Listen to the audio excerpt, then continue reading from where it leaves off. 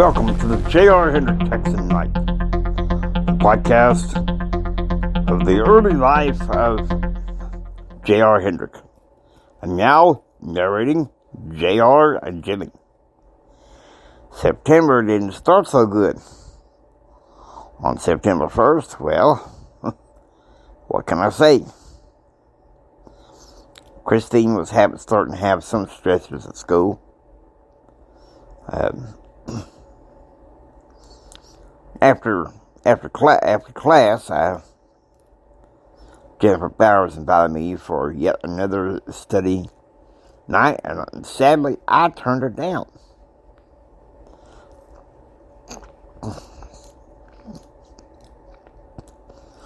I come home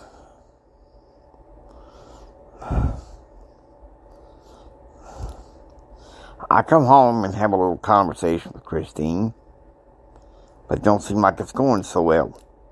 We got into an argument over Kyle.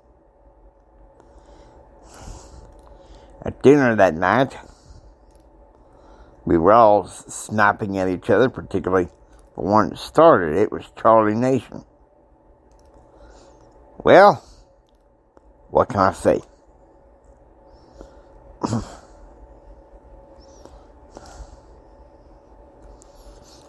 Brent and I were happy, and Dave Smith were happy to get away from campus for a while.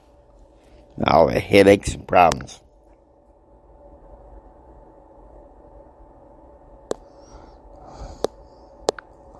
So with that, let's go ahead and get Jimmy to start this narrative.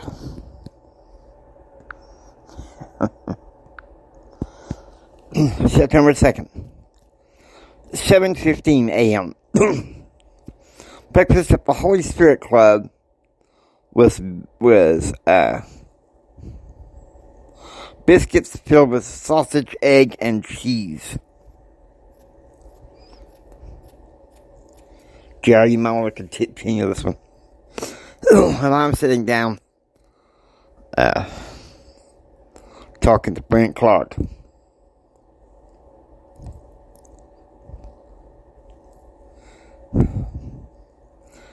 So here I am, 10th grade, taking my speech grade.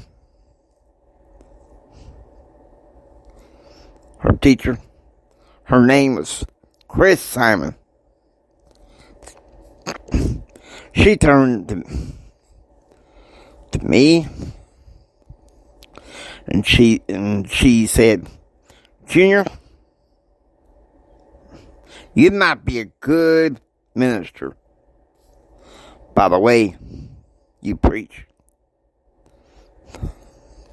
But whatever you do, don't become a politician." Sonny Rosen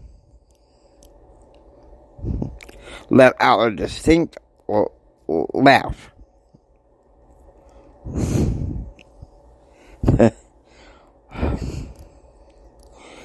That was some ill-planned advice. Why would she say that? She said, "Back in '69, I worked for a politician, a congressman from Akron, Ohio. Next thing you know, he's trying to get with me." And she said that if he said, she said I wouldn't do whatever with him, it would cost her job. She said, so I quit.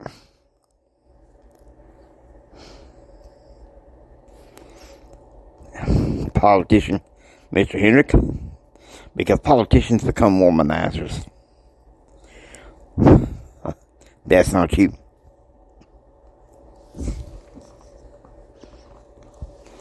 Why in the world would she even think to say that? Jennifer Bowers said.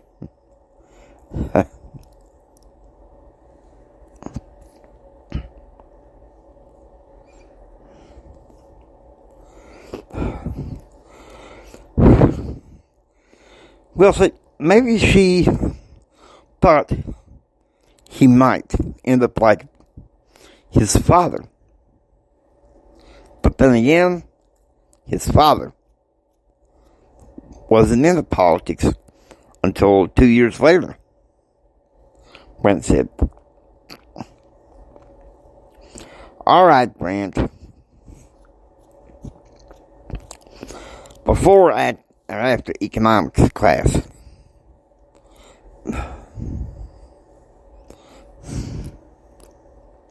You need to hand Darren your stuff and meet me outside the Mass Comm building after theory class.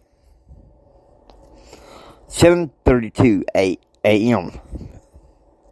At Mary Jane, the family sits down to breakfast.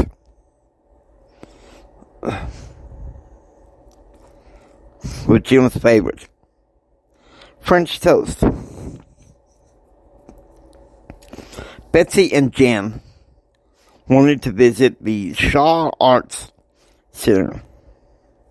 And so Jim, Frank, and Claude decided that they would go visit the old Arsenal Museum. And then they would all meet at a bistro for lunch. Afterwards,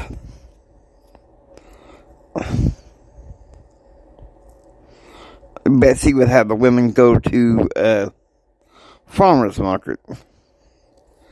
And the guys could just chill out and cook burgers back at the mansion. 8:15 a.m. Central. Outside Gordon Hall, JR and Adam Plummer hand over luggage to Darren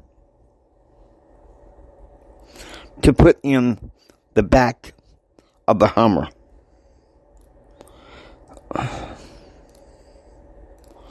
For the big trip.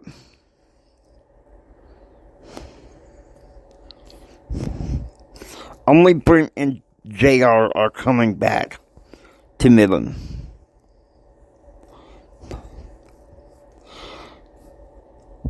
Dave Smith would be leaving for Big Spring, but he would join JR sometime this weekend.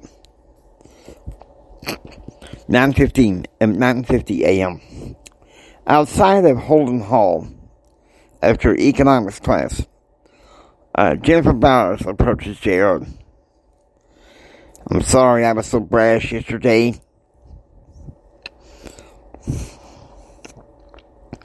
Just have a lot to think about for the trip back home, JR said. No, it's okay. Maybe sometime we'll come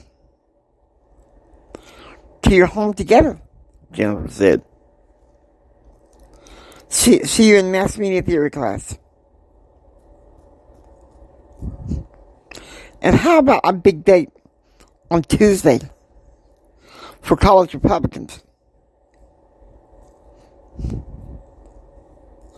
The academic advisor for Cheesecake Toastmasters says they're moving for Thursday. Sounds good. I will see you in theory. 11:40 a.m. Brent Clark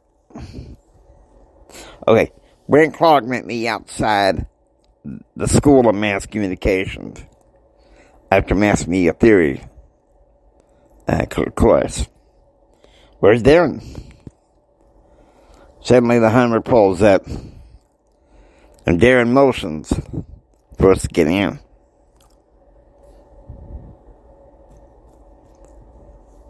Let's get out of here, Brent.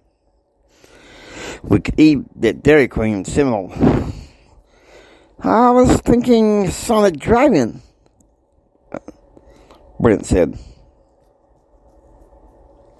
Let's do it. That way I can stare at the car hops, Darren said. 12:50 p.m. The Hummer pulled up in front of the Sonic Drive-In. JR and Brent get the same type of burger, and Darren gets his order. Darren decides they don't have much time to sit at the Sonic Drive-In. They will have to be on the road in 5 minutes. 1:05 p.m. in Baton Rouge, after having lunch at the bistro with Betsy, Jim is getting pretty bored when he sees a helicopter on the lawn. It's Walt and Faye Lipscomb.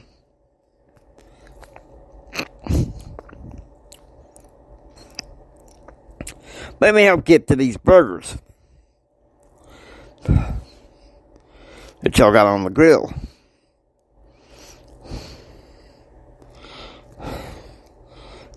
You ought to smack barbecue tonight, Walt said. I'm glad you came, because I'm getting tired of Baton Rouge. I need someone to talk politics with, Jim said. It was getting obvious to the help around him in Baton Rouge that he was getting bored with his marriage and bored with his vacation. He was getting ready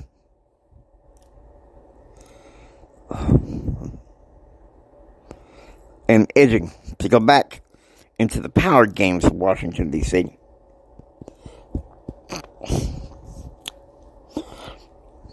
$2 p.m.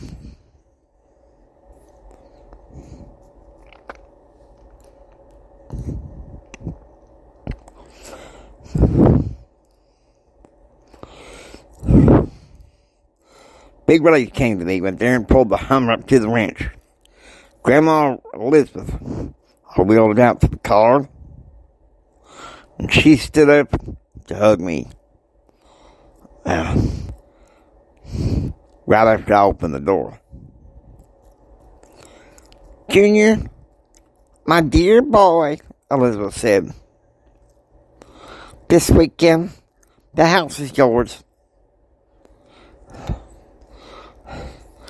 Just make sure your friends don't miss so bad. Thank you, Grandma. Grandma, Brent, you can take Kyle's old bedroom. You gotta excuse me. I gotta get ready to ride Bandit. Brent, you could join me if you want to help get the luggage. 2:35 p.m. When Betsy arrives at Baton Rouge, she could tell that Jim was in a bad temper because Claude had left to go to Dallas just to talk to Becky and was hesitant about coming back.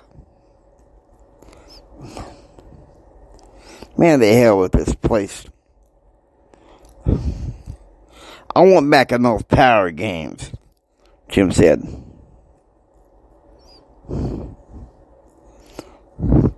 Noting that her husband was ill at ease and bored, she suggested they go for a little swim in the swimming pool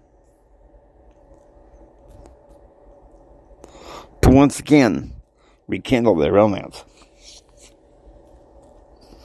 5:15 p.m.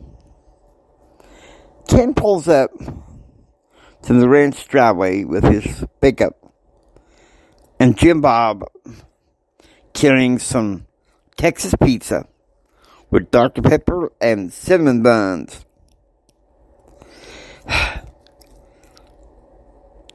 But I couldn't make it tonight, guys, Jim Bob said. Said something about an econ club party this weekend. I don't want to talk about, Brad.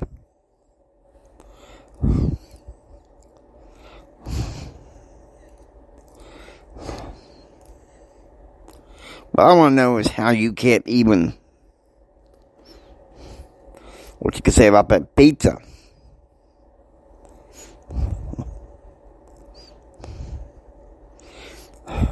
The Dr. Pepper and the cinnamon. How'd you get those so cheap? Told them it's from the Hendrick party, Ken said. Look, Jim Bob, you know the haters are going to hate.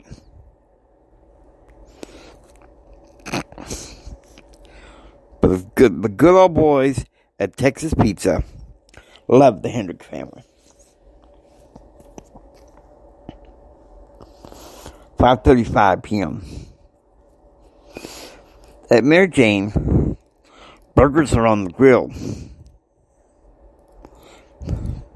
As Jim and Walt make the burgers and start laughing and drinking, Claude arrived at Mary Jane, apologizing to Jim. So now they're sitting there listening to Mary Gatlin and his band. He's been drinking, laughing, and having a good time. It was a fun party for all. 6:35 p.m. Eastern. Meanwhile, in Washington, D.C., the girls are living it up. Christine invited Monica over for the evening of pizza and beer. Not far from where she and Forever were partying, Amy Kathleen was making brownies in the upstairs kitchen with her friend Bernie. Elizabeth Marie had gone to Baltimore with a boyfriend to see a movie. 6:10 p.m. Meanwhile, back at the ranch, JR is talking to his friends about the last swimming meet where he won that Triple Crown and how happy he was to receive it. Suddenly, you could hear the tap of a cane as a young 25-year-old blind man walks in having a muscle shirt. Junior?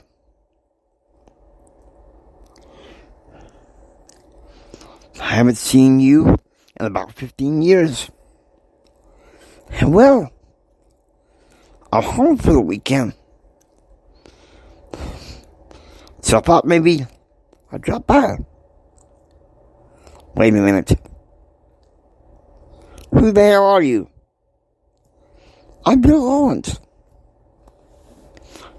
Oh my God, Bill Owens. What took you so long to come back? Well, around this time 14 years ago, my mom sent me to the Texas School for the Blind. And then a few years later, I went to the Perkins School for the Blind. I got a bachelor's degree at Harvard, and now I'm at Harvard Business School. Now, Billy, what the hell? They got good schools in Texas. Mom chose to listen to your dad, since your granddad wouldn't let him send you away. She agreed to send me away so I could get a better quality education in life. And I love it at Harvard. I'm sorry, Billy, but I'm a Texas Tech man. 6:30 p.m. Bill Owens left to return home with his dad and brother.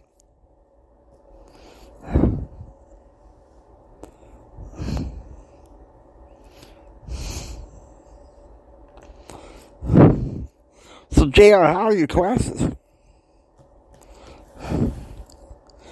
Well,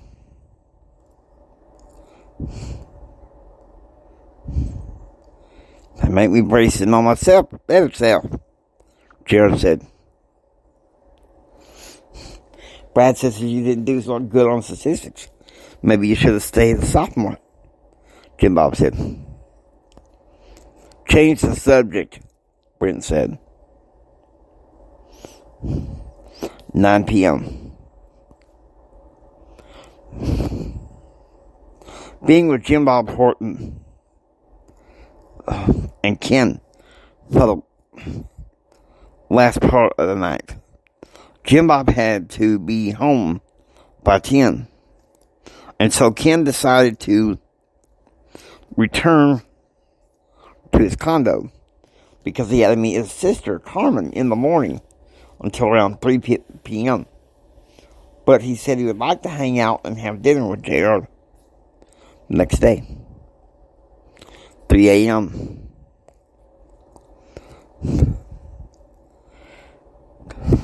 Coming to the 3 a.m. Coming to the knowledge that Grandma was up. I woke up and went downstairs.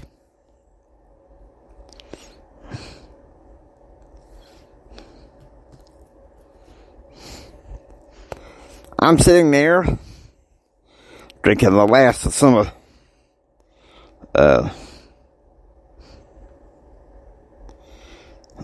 ginger ale, sitting in silence. Can you pour me some Dr. Pepper? Sure thing, Grandma. Is there something wrong?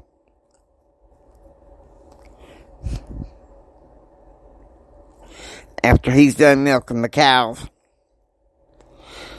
Tom has to take me to chemotherapy today. Think you'll be alright? Grandma, after 2 years living up at Lubbock, in Texas Tech, in the dorms, I think I'll be just fine.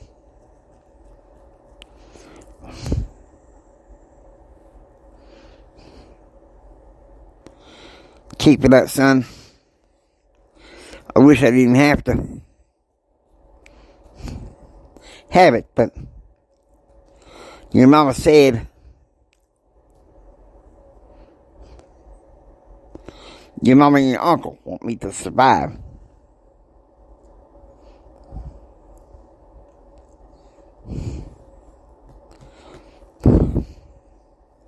Suddenly you remember Billy Owens?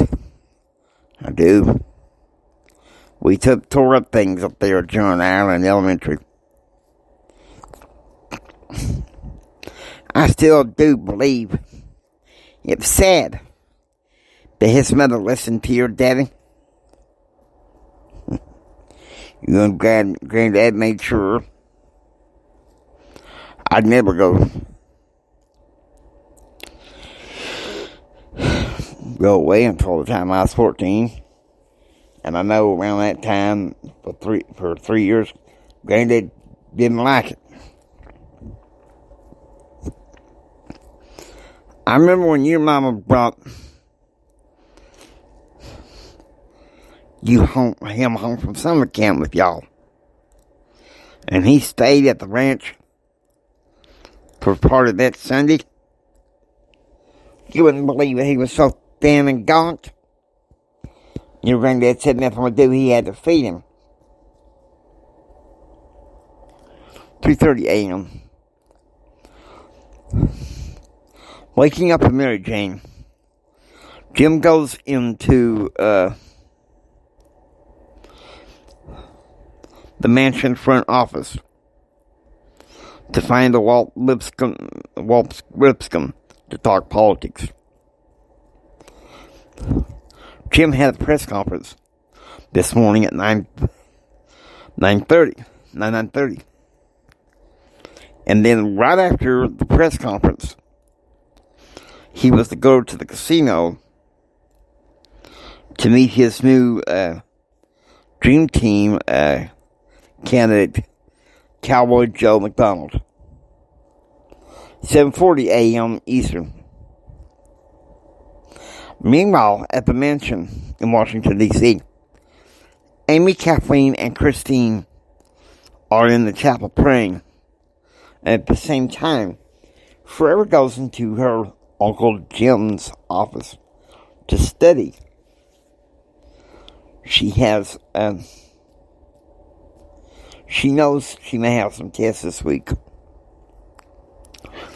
7:25 a.m.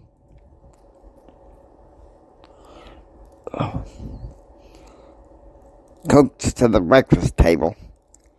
Brent and I had a choice of cinnamon rolls or bacon and eggs. He chose to have bacon and eggs. I chose the cinnamon rolls.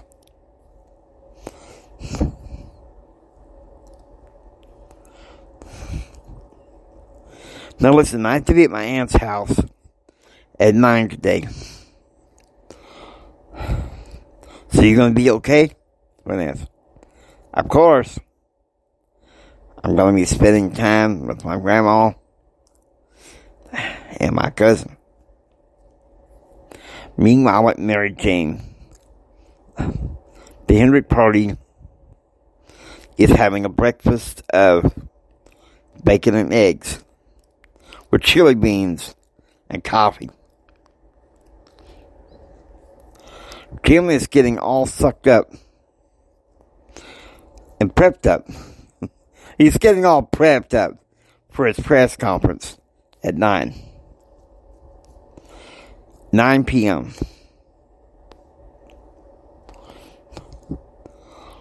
Thomas takes Elizabeth to the oncology center, where she is weighed and then laid down on the table, where a nurse inserts an IV to begin her chemotherapy. 9:25 a.m.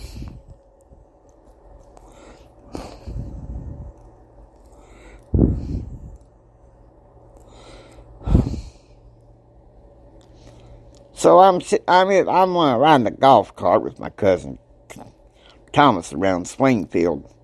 He stops to milk the cows, and all of a sudden, this King Ranch truck stops by.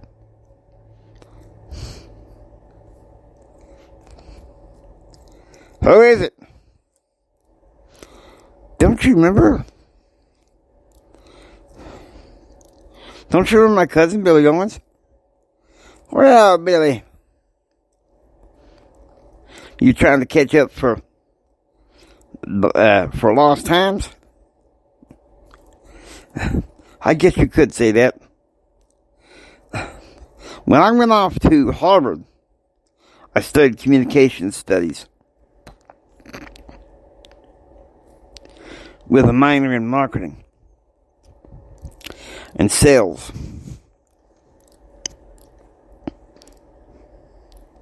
Now, I decided to get I'm working on an MBA. Billy, go get 'em. Like my granddad always told us, you can do anything you set your mind to. What are you studying? Public affairs. Minor in communication studies. So you're just like Big Jim Hendrick?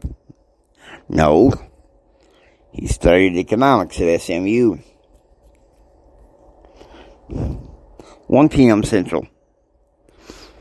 Jared and Billy Owens are on the front porch drinking sodas when Thomas pulls up with Grandma Elizabeth. Billy, when I first saw you at 13, you were so gone and thin. I was telling JR this morning about how his granddad had to do what he could to feed you. I remember Granddad calling and going to your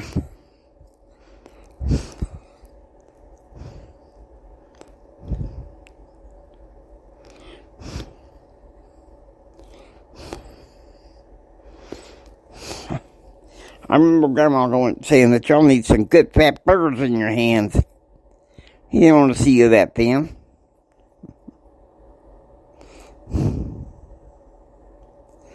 Once I arrived at the Perkins the following year. Dorinda Jones, she said she saw me weak and sickly, pulling me in the infirmary about 3 days, and insisted that I eat well.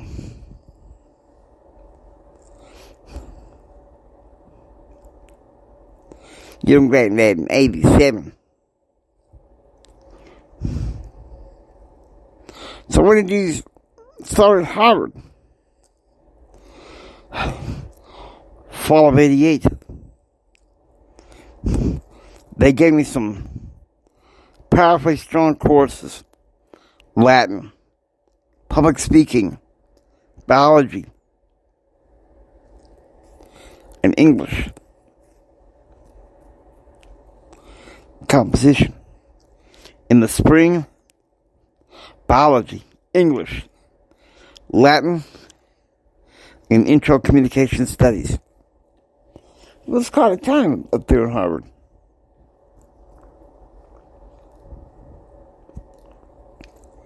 And let me guess, my daddy, Big Jim Hendrick, helped you get into Harvard.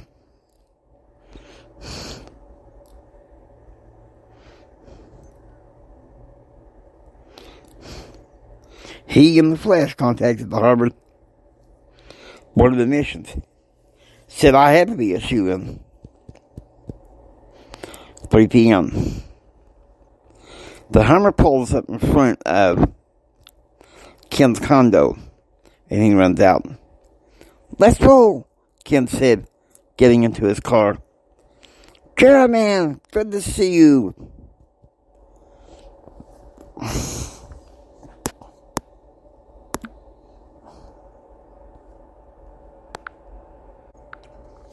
Returning to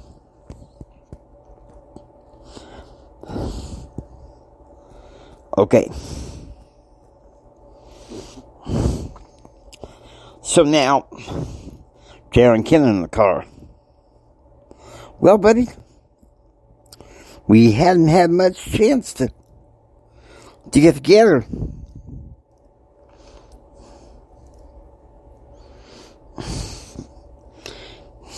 Get together and kind of patch up things for a lost time. I know, look.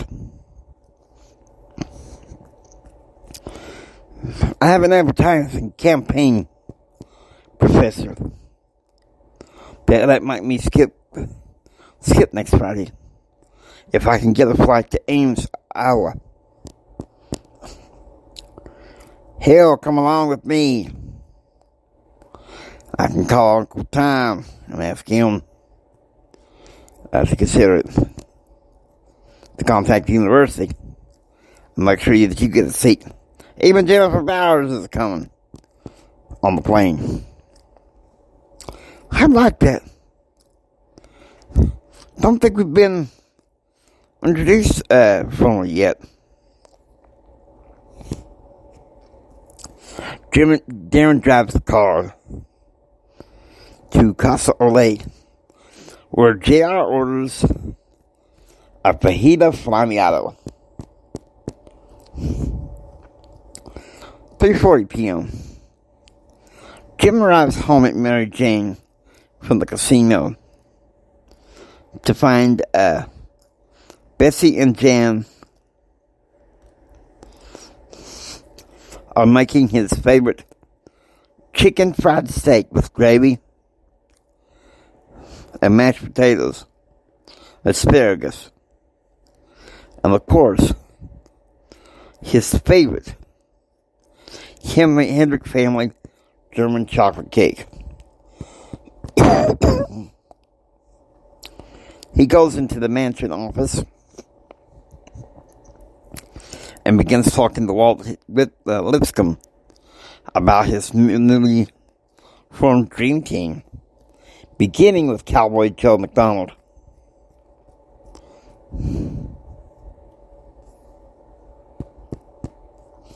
"3:50 p.m.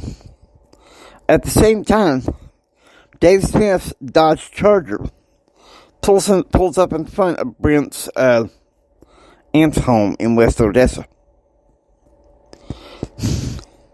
"All right," Brent said, getting into the car. Good to see you, friend." "Well, how's the Hendrick family?"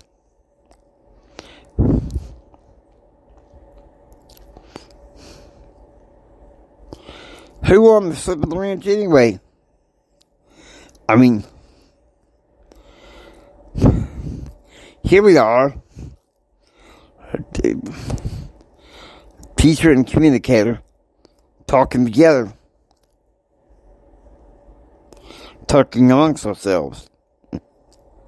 JR, he's the lucky one. He has an internship working with his dad on Capitol Hill.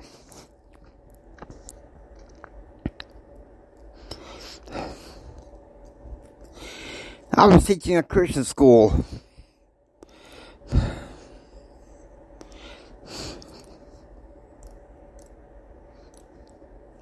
And you're working in the newspapers in Waxahachie. That's the Waxahachie Sun to you. Yeah. Whatever. You chase public affairs to nibble around with Hendrick. I picked political science because I want to go somewhere locally. Dave Smith drives over to IHOP. 7 p.m. Central. At IHOP, Brent and Dave talk. "I knew I shouldn't have ordered those stuffed grapes. Now I'm stuffed to the gills," Brent said. "I told you to get the chicken fried steak dinner. Man, what's wrong with you? It's on sale and everything. With the minutes fell off. I know. But Aunt Karina said the stuffed crepes had a bigger sale, so I had to get it. Man, you are certifiably crazy." 7:15 p.m. Getting into the car, Brent and Dave talk.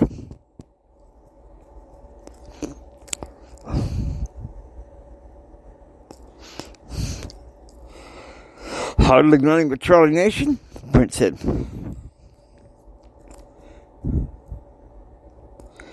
"Don't say that name too loud now.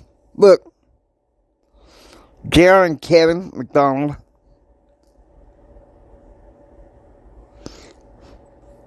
done told me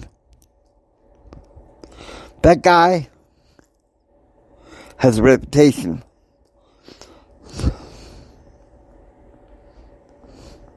of being a couch potato, girl chasing,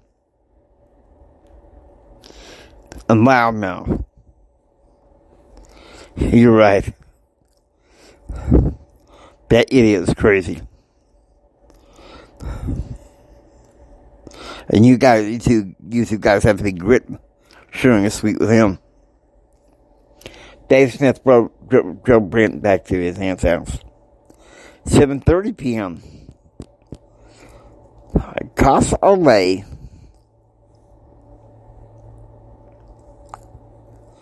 They just sat down and eaten more of the flammiato and stuff. We're back, JR. JR and Ken, top of the world. Ken said, we really are together, Ken. Ready to take over the world. We are really together, Ken. Really together. Ready to take over the world. Man, I tell you what.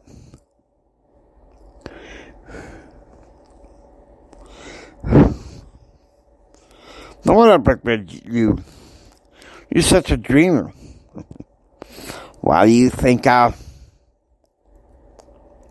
went bottoms up on the Dr. Pepper and the Sprite?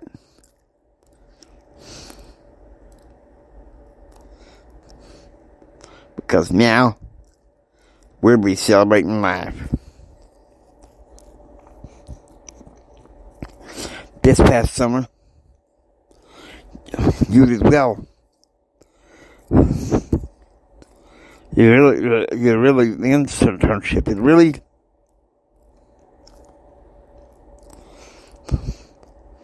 pinched you up with your dad. Even though I really think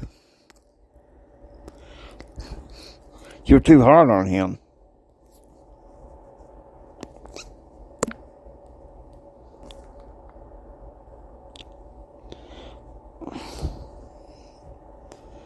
Okay.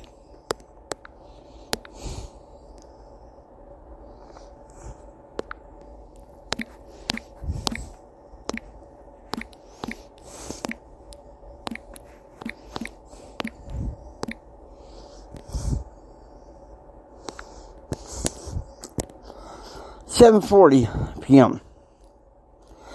Meanwhile, back at Mary Jane, Jim is following the score of the Texas Tech game,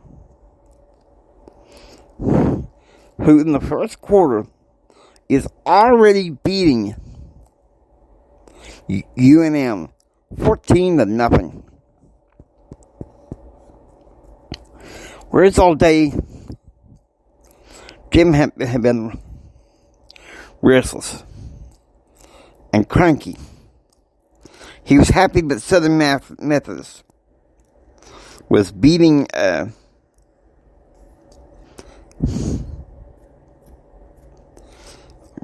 their game 27-3.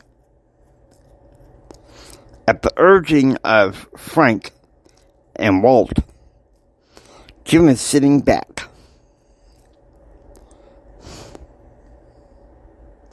knocking back a few beers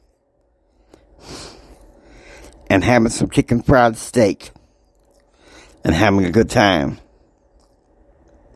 Claude had already driven off to Dallas to get ready to head back home. 9 p.m. Back in the Hummer, JR and Ken talk.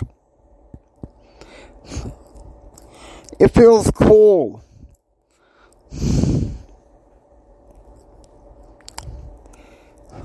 Finally get to this point in college. The way Brad talks, I wasn't sure how that was going to work.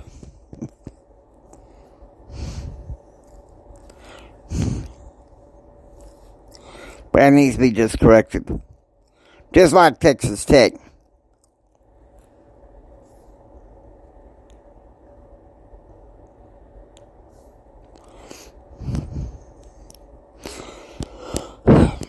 Well, it's good. It's cool to be hanging out. Now, at this point in college, I wasn't sure how that was going to work, the way Brad was saying. Hey, look, Brad needs to be corrected, Ken said. Just like Texas Tech corrected University of New Mexico. Spanked them hard. Certainly. Just you wait until they come against A&M. See then again how you brag. 2:35 a.m. Jim wakes up for what would be his last full day in Baton Rouge. And he decides to make the most of it. 3 a.m. Sensing that his grandma is up, JR goes downstairs and into the den to talk to her. "How's life in the dormitory?" Elizabeth asked. "Hey, Grandma, it's frustrating. I have a sweet mate that you left. That loud-mouthed and obnoxious. Charlie Nation. Charlie Nation? Don't feel so, defeated, honey. You have any problems with that kid? You call old Grandma. Let me know. I'll get your Uncle Tom to talk to housing. Have that kid switch to another room. Maybe another dorm.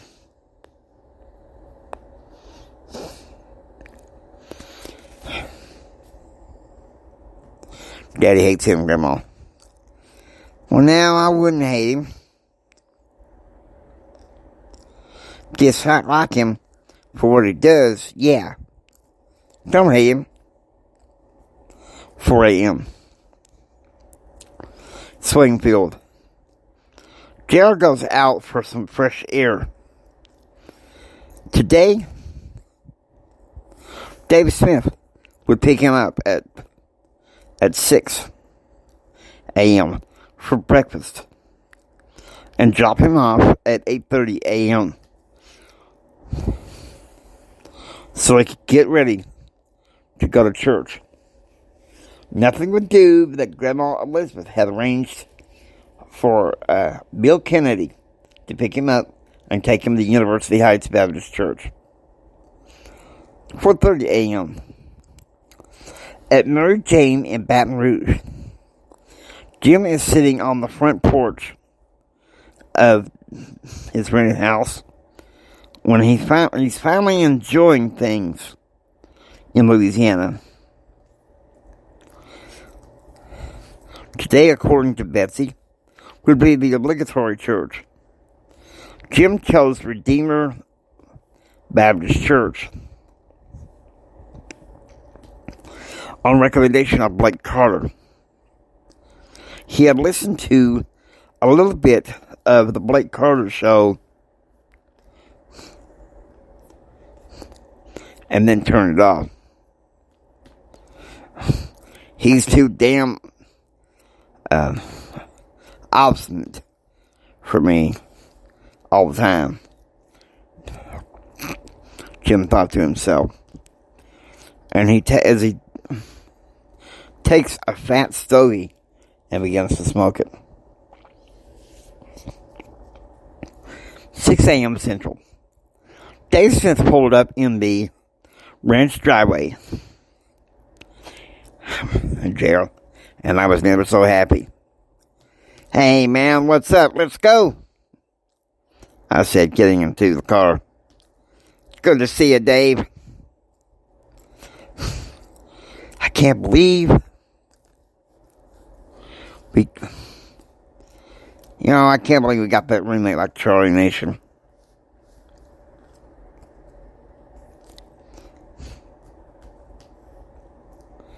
Last night, he scored 3 touchdowns, even though he's legally blind. Kevin McDonald scored 1.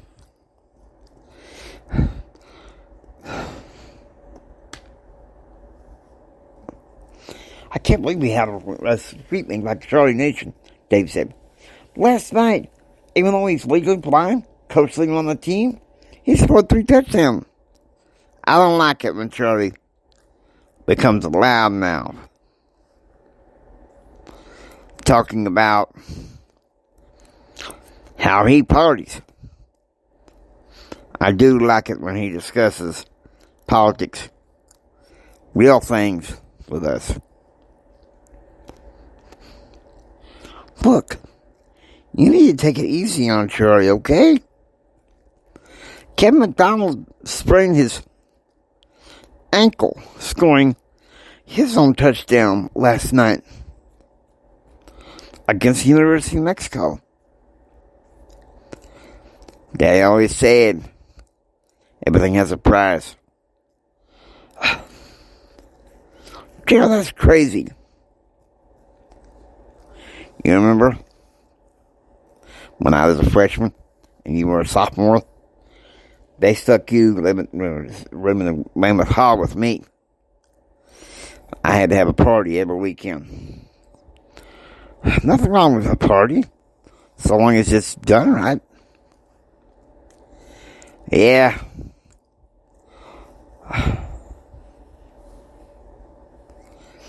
I would accept it. But since you developed some dumb friends who are flaky like Brad, man, don't worry about Charlie Nation. After he scored a touchdown and got back to Tech, he went off to Coleman Hall to be a couch potato all night. Let's just go to Kentucky Bell and get some breakfast. It's a 24-hour restaurant, and they have some of the best donuts. So Dave drives us off to Kentucky Bell. 7:30 a.m. Dining of donuts in Kentucky Bell. Dave and I talk.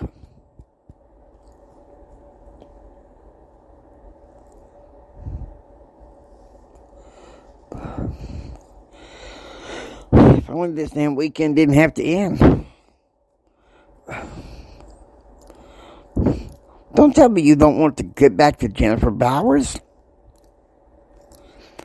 Of course I do. I just ain't looking forward to next weekend swim meet. Dealing with Charlie Nation. You don't have to worry. Plenty of guys around you that are going to cover you. Okay, that was at 7 a.m. 7:25 a.m. Dave Russ got into the car and we started talking. Definitely gotta tell you, we spanked the University of New Mexico. Those Lobos didn't know that they had it coming. I mean, 63-10. And you're right.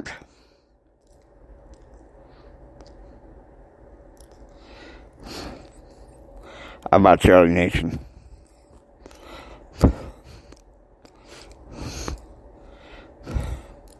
I can find his weakness. And I know that Brent will cover me.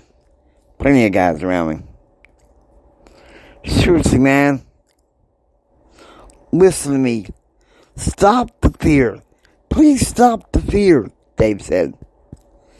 Dave drove me back to the ranch.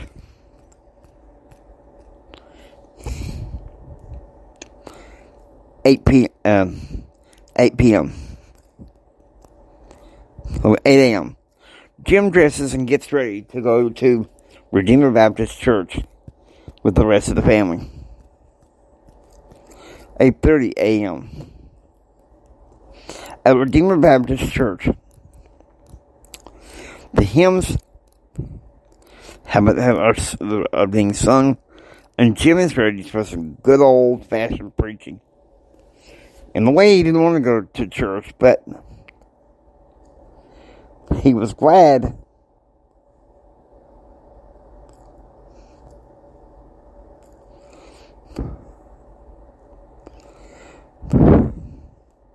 He was very glad to hear Brother Don Isaacs, pastor of the church, deliver a message on 1 Corinthians chapter 2, 1 p.m. Central, in Baton Rouge. Everyone arrives back at Mary Jane. But Jim is getting pretty restless. So Betsy has Matilda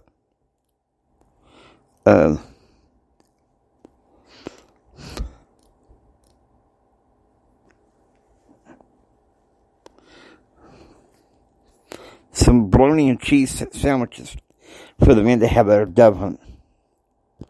1:15 p.m. at Swingfield, Grandma Elizabeth has tater tot and fried chicken for JR to have lunch. He calmly explains to her that he has decided to go have dinner tonight. Oh, wonderful. Sorry about that, technical difficulties here.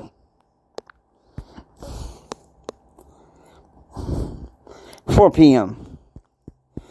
Darren pulls up the Hummer, and Ken gets in.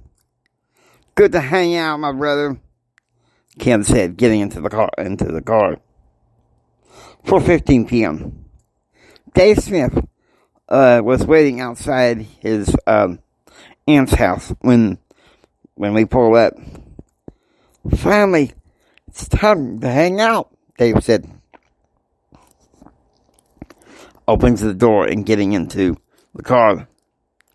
Let's do this. I tell you what, guys. It's good to see my friends back home for a while.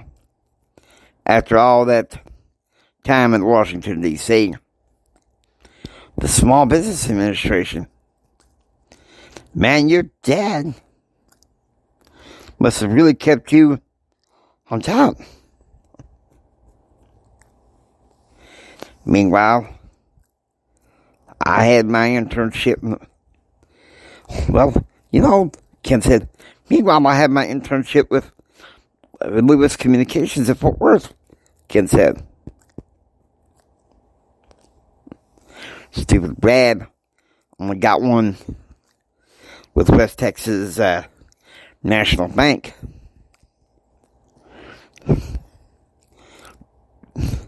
Dude.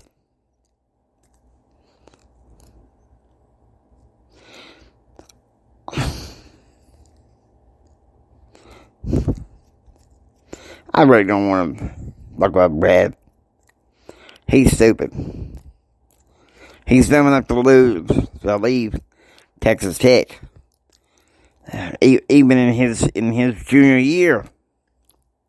Like Dave Smith's talking, sorry. Dudes, I really don't want to hear about how stupid Brad is. And look, he's so stupid, he bounced out from Texas Tech even in his junior year. Dave's got a point, man. Ken said. Real friends help each other. Jim takes them to Kentucky Bell for dinner. 8:30 p.m. At Kentucky Bell, Dave, JR, and Ken talk.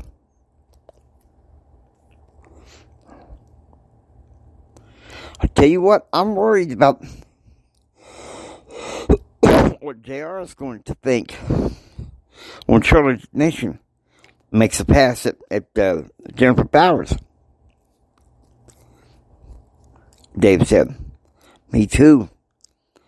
Jennifer Bowers is the first normal girl he's been with in a while. And it would just devastate him if he lost her. Don't you two think I might ask to marry her? Lots of guys are going crazy over her, Dave said. Yeah, you got that right, Ken said. Nothing's happened yet. 8:45 a.m. Inside the Hummer, the three talk. Okay, lightning round. Who has a question for Captain K? For Captain Ken said, "What did you do in Lewis last summer?" Marketing intern considering Texas Tech for the NBA, Ken said. "Okay, man. Let me ask you something," Dave said. "How well are you doing in the church?" "In the Restored Church of Christ?" Dave asked. "Some of the mission in France for about a year until my health broke down. That's okay. I decided not to continue. Doing drives to drop everyone off and to go back to the ranch."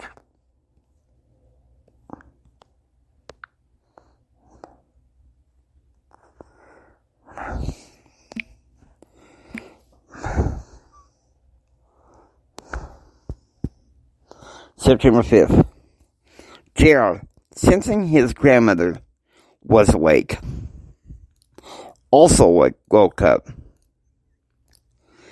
and took his luggage downstairs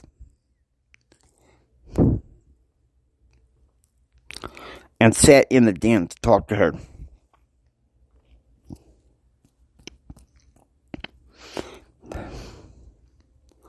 "I've been talking to your Uncle Tom.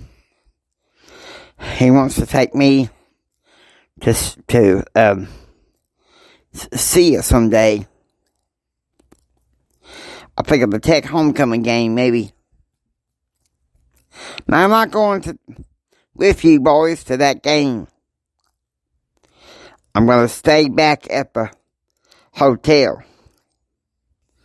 But I do want to see you before y'all go into that game."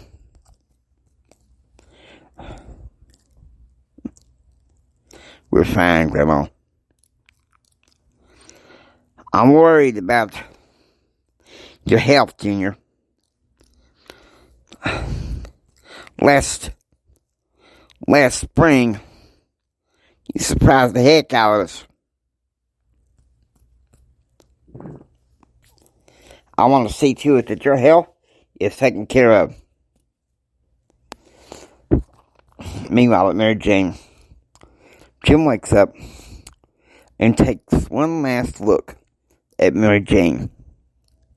He would not be back here until maybe next summer. The next vacation to Baton Rouge would be September 30th to October 2nd, where they would be staying at the Mary Jane Hotel in historic downtown Baton Rouge. He knew that Betsy was anxious to return to D.C. to check on their daughter, Christine, and their cousins, Forever and Amy Kathleen. 2:50 a.m.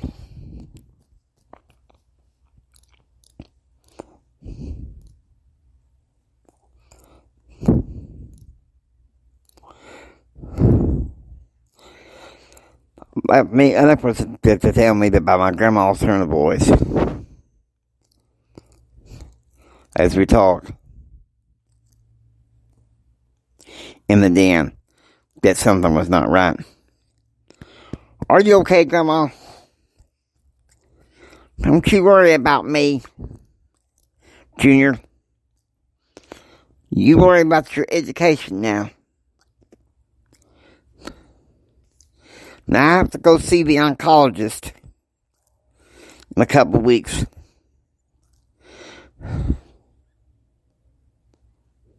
They think they may have found another form of chemotherapy to deal with the cancer." 5:15 a.m. Betsy wakes up and finishes packing her things, getting ready to return to Washington, D.C. with her husband, Jim.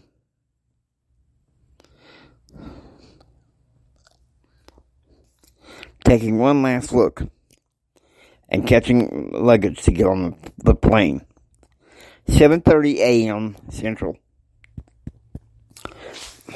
The Hendrick party get into a 1993 Cadillac limousine to drive back to the airport in Baton Rouge to get ready to get on the plane. 8 a.m. Jim and Betsy, Cowboy Joe, and Susan McDonald board the private jet that would take them to Washington, D.C. Cowboy Joe was already a part of Jim's Green Dream Team.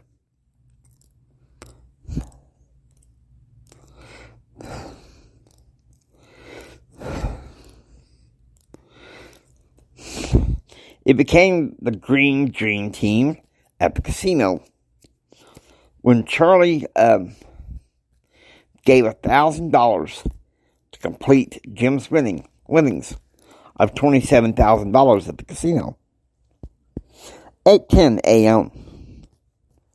Closing the door, the crew prepare for the major big takeoff, which begins very quickly to take the Hendrick party from Baton Rouge back to the Baltimore, Washington, D.C. International Airport. 9 a.m. Even as I stepped outside the ranch for fresh air, for breath of fresh air, I read the King Ranch pickup. And there was Bill Owens again with his cane. Look, Junior, don't you pity me. And I don't have long to say this to you. I'm about to go to the airport to fly to Boston. But I, like I said, like you, have a bachelor's in communication studies at Harvard. Now, working on my MBA in management, all because of your father. Daps, Billy. You're different than what then I were to picture you. You have joy on your face while you're on your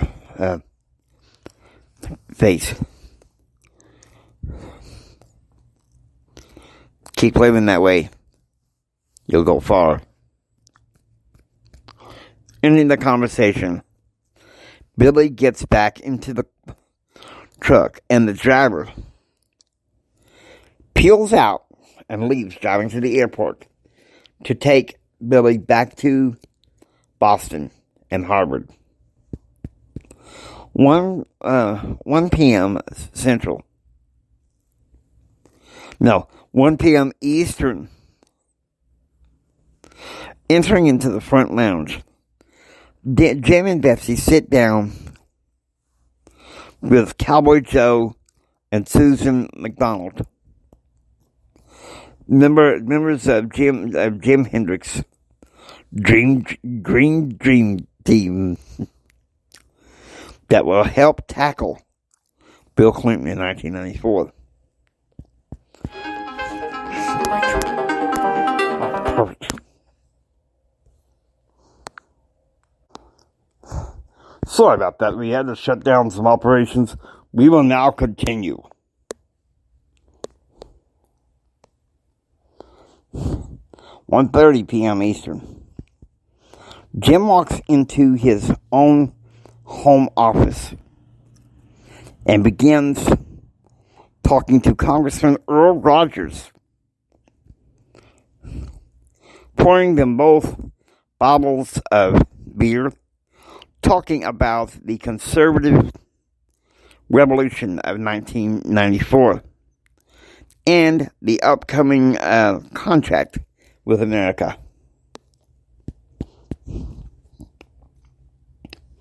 3 p.m. Jim loads up the car with JR and Brent's luggage in the very back. And JR and Brent go on the second row of the Hummer. And after hugging Grandma Elizabeth, JR gets into the car with Brent. The Hummer peels out in the ranch and speeds off for Lubbock, Texas, bound for Texas Tech University. 5 p.m. Eastern. In Washington, D.C., Jim enters his home office, intensely pissed off at Claude. He can't get a hold of him without wishing happy Labor Day. Hell with Claude, he thinks. I'll just enjoy my life here in Washington, D.C. 5:30 p.m. Central. 5 of us were situated in the dining room together. Myself, Brent Clark, Charlie Nation, Kevin McDonald, and Stoney Rosen. Kevin, I'm sorry about your first game. You had an injury. It's nothing, JR. Just a sprain.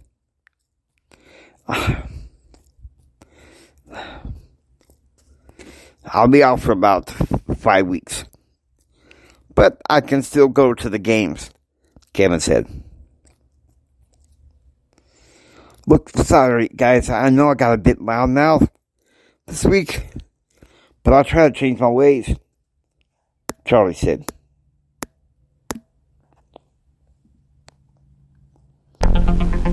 We hope you enjoyed the JR Hendrick Texan Gentleman. If you like what you hear, please subscribe and become a part of the adventure. This is the James Hendrick Empowerment Network saying get ready for the rest of the story. It gets interesting from here.